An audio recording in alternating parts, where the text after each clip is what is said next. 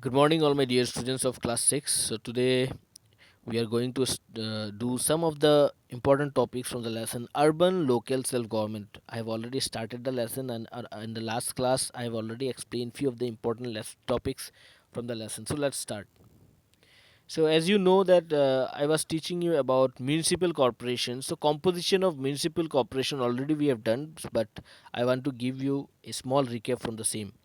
So composition of the municipal corporation, as you can see, beautiful diagram has been given here, and elected members and appointed by the governments are subdivided into two various categories.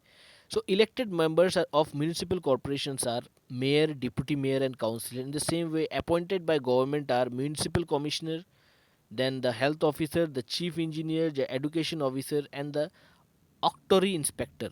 So these are elected member, and three of them are elected members, and five of them are appointed by the government.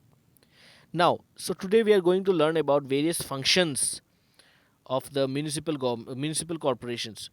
So functions of municipal corporations are divided into two: compulsory functions and voluntary function. So let's start with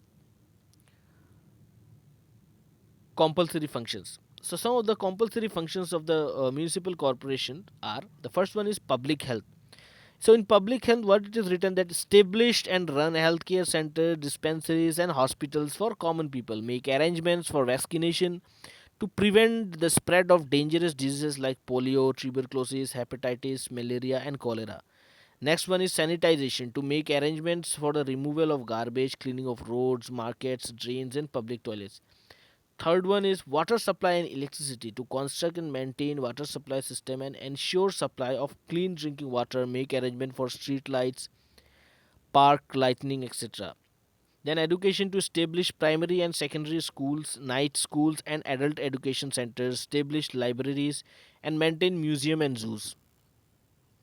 Public security, to maintain a fire station for saving people from fire, demolish illegal, old, and dangerous buildings, check illegal trades, take steps for maintaining the quality of goods and prevent food adulteration. Public works, to construct and maintain roads, bridges, public buildings, markets, sports complexes, crematoria, and graveyards. Maternity and childhood welfare, to establish and maintain maternity and child welfare centers and conduct public awareness campaigns in this regard. And the last but not the least is record of birth and death. The municipal corporation maintains record of births and death. Now about some of the voluntary functions of the municipal corporations. So the voluntary functions of the municipal corporations are as follows. The first point is it construct and maintain public park, gardens, theater, picnic resort, etc. It provides cheap public transport. It supplies cooking gas and milk. It provides housing facilities. It construct and maintain old age homes, orphanage, night shelters, rest houses, etc.